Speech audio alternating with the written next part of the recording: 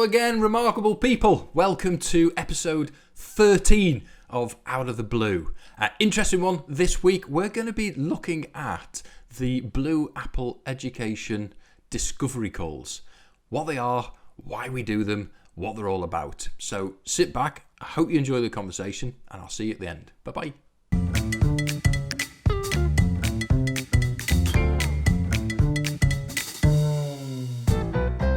Good afternoon, David. How are you? Hot, it would appear. I am hot today, Mark. I can't tell you. It has turned into summer suddenly. I don't know why I'm wearing this shirt. Underneath, from where you can see me, there's a pair of swimming trunks. Ooh. Sorry, it is that hot. That's just a mental image that I'm never going to be able to get rid of, to be honest. I'm sorry. Here's another mental image that you're probably not going to be able to get rid of for some time. But you'll be very pleased to know I now am an official resident. Look at that. I can now legally work and live here. Hola, senor. Yeah. That's about the extent of my Spanish. Still doing my Spanish lessons too, but they're not going as well. So we're not at the point where we're going to do some of these episodes in Spanish with we a translation. Okay. As long as sort of you're asking directions to the local hotel or something. With a limit of what we can do.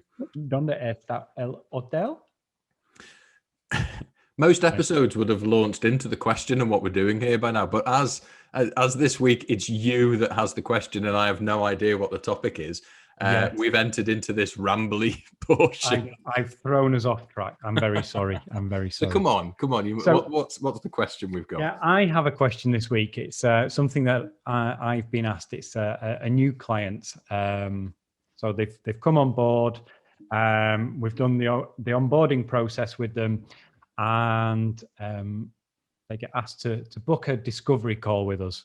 And their question back to us was, what is the discovery call? What does it involve and why do we do it? And it was a very good question. And I thought it was something that we could have a chat about, discuss what happens in there, why do we do it? And so people understand what's involved and how in-depth our process is, really. I think the interesting part about it, I talk all the time to schools and trusts about making sure that they've got a handle on their brand. You know, we've talked a lot about that on this podcast. You know, we talk about it all the time. And actually, the discovery call we do with our school clients very much lends itself to our brand. That's kind of where it came from, really. When we were developing our own sort of brand character, we came up with the Unearthing the Remarkable. And that's something that, again, we must have mentioned 100 times on this show, but it's so important to what we do. It's fundamental to that relationship that we develop with a school or with a trust, whoever we're dealing with, and that's part of our brand. That's how we present ourselves, and I think what it is something that I talk schools through right at the front end of our conversations with them, because it's that understanding, it's that commitment we make to a school to understand who they are. Yeah. And fundamentally. It's our why. And that we have that written, it was on the wall in the offices. Our why is to unearth and champion the remarkable in schools. Yeah. And that's what we start with. That's what we believe in, and that's the approach that we take, which is where the discovery call came from, really, is how do we do that? What's the process that we take a school or a trust through, or the journey that we take them along to unearth they're remarkable. And when I sort of present the brand identity masterclass, I talk a little bit about the key mistakes that schools make in their marketing. And number one of those is that the way that they talk about themselves, the way they market themselves is very vanilla, doesn't really play to their brand character, isn't a true reflection of who they are. And so the discovery call is our opportunity to draw that out, to sort of question it. There's an interesting part of it, David, isn't there, that crops up sometimes, and that's when I use the phrase "we question and then challenge." Yes. And that can be quite scary, I think, actually, for some schools think, I don't really want you to challenge me. Yeah. In Thanks fact, very much. I remember a school saying exactly that to you, Mark, that they didn't want to be challenged. Indeed, they did. Yes, which I completely understand. To be fair, and Yes, so yeah. there's a subtlety to that, really, and Yes. what we're talking about there is not just taking on face value what the school says. Our challenge is more challenging our understanding of what they've said. It's digging a little bit deeper. So when a school says something about their brand character, so we have a family feel is something that a school might talk about. The challenge part of that is how. What? Yes. How have you got that family? What is it that you do? What is it that parents would recognize about what you do as being a family feel? Yeah. And what does it mean to you? You know, it can Yeah. mean different things to different people or different audiences. What does it mean to you? And I understand what you mean. That challenge isn't challenging for the sake of it. It's more questioning to really get a greater understanding of what that means to a particular person or a particular school or trust. Yeah. And it avoids that common mistake that schools make. That is, they plow on with the nuts and bolts of creating the website without really thinking about what the website's going to say once it's been created. So you arrive on that website, and those first impressions, again, that I talk about in the course, is that's all to do with our discovery call, those first impressions that we're going to provide and create for the school, and then providing some depth beyond those first impressions. So really putting some meat on the bones. And that's to do with the stories that the schools tell us. When we challenge, when we question, we get those stories back. They'll tell us about things that happen within the school. They'll tell us about an interaction they've had with a parent where they've helped that parent with a specific issue that might not even be related to education and what's going on. Okay, well, that really is a family feel. That's a specific story we can relate. And I think what happens, if we're honest, with lots of marketing companies, is that whole stage is missed out, or is shortened, is truncated to a few simple questions, and then you're dropped into a template and you get a product delivered, and it's all a bit samey and it doesn't work anymore. A bit vanilla, I think, Vanilla. is a word that you would use, Mark.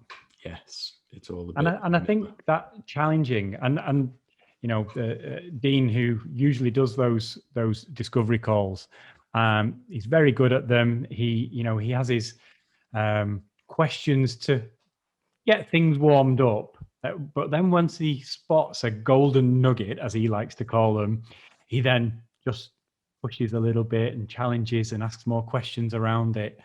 And it obviously works because the feedback that we get about the work and our approach to the way we work is just fantastic. It shows that we listen and we do really understand what a school or a trust is about and what they're trying to achieve, which enables us to then deliver, a great branding project or a great website, great prospectus. From all starting from that discovery call. So it's really key to the way we work and that journey that we go on with a school or a trust. It's fundamental to get that right, to make sure that we understand everything before we plow on. And that feedback that we get, more often than not, I think is down to because we develop that understanding. And when we deliver our projects, whatever they may be, we create that rationale behind all of those creative decisions that we've made. I think that's what schools value in what we do, because we're relating everything back to something that they recognize. We're reflecting back to them everything that they've told us about themselves. Yes, yeah. And if you remember when we first did them, I'm going to say we used to do them. The salespeople used to do them, if you remember. Mm. We used to, they're our clients, so we'd then go on and we'd do the discovery call, which was okay. It was fine. But as soon as we switched to the creative director doing them, they just became so much more powerful. Yeah.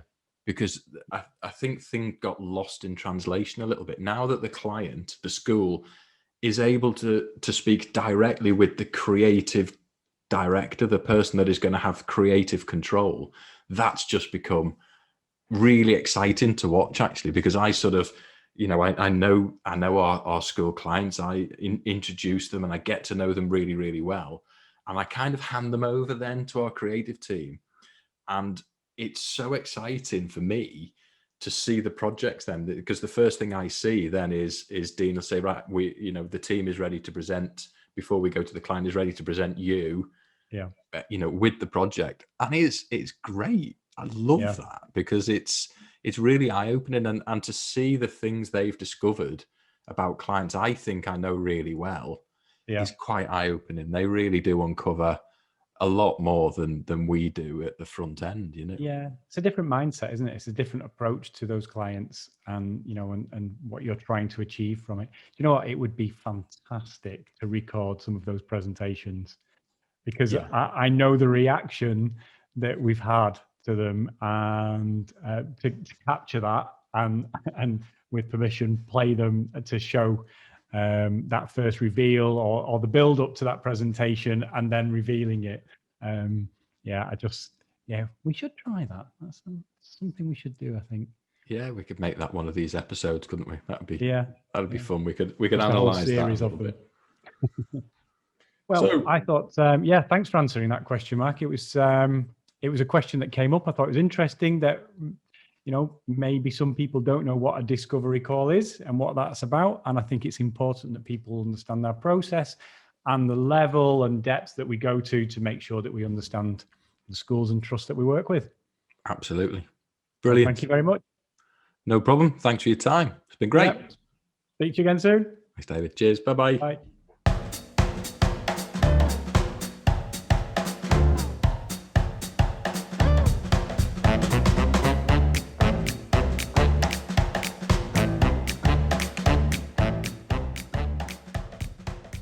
Welcome back. I hope you found that useful and you know a little bit more about our discovery calls, what they are and why we do them. So if you've got a particular challenge with regards to your school or your trust marketing and communications, and you'd like to get in touch and have some help with that, then please do get in contact. My details are at the end. Part of every project is that discovery call that we've just described. So it's a really, really powerful way of making sure that your marketing, your communications moving forward are actually truly reflecting your school and are working for you. We'd love to get involved with you. Please do get in contact, and I look forward to speaking to you again on next week's episode. Bye-bye for now.